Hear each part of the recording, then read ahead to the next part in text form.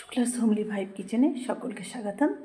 আজকে আমি তোমাদের দেখাবো বিউলির ডাল দিয়ে কী করে ডালের বড়ি তৈরি করা যায়।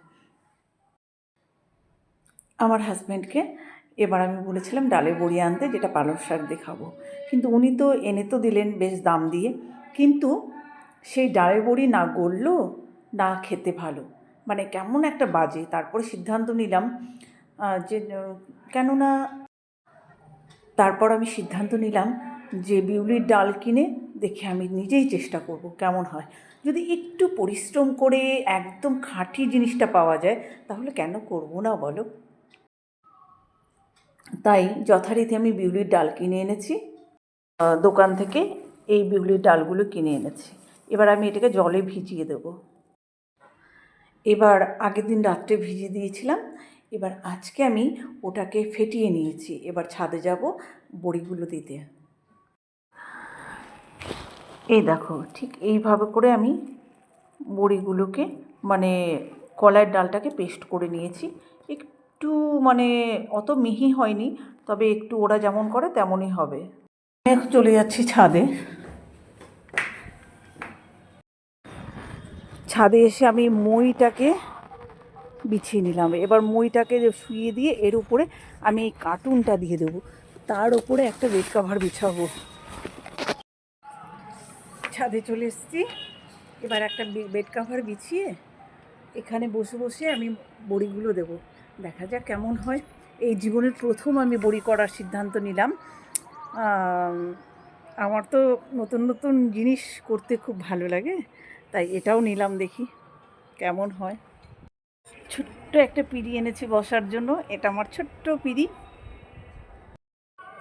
এবার এই ডাল বাটাটাকে খুব করে ফেটাতে হবে, ফেটিয়ে তারপরে একটু একটু করে দিতে হবে।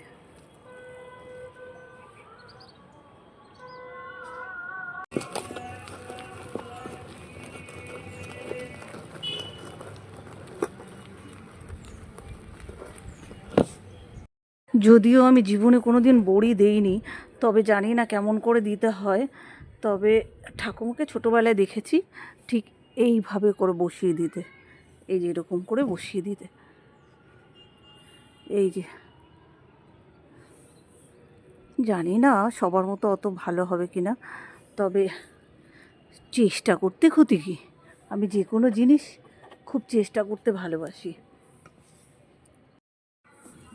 তোমরা যারা ডালের বড়ি বানাও আমার হয়তো তাদের মতো হবে না, তবে আমি সব কিছু না খুব চেষ্টা করতে ভালোবাসি।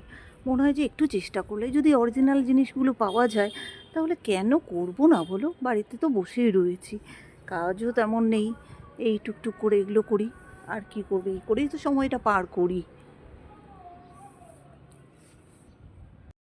হয়তো অনেকের খুব ফালতু বলে মনে হবে, এই সমস্ত কাজের মধ্যে দিয়ে আমি সারা দিনটা পার করে দিই, আর এত সুন্দরভাবে পেরিয়ে যায় যে কোনো রকম টেনশান ডিপ্রেশান কোনো কিছু আসতে পারে না।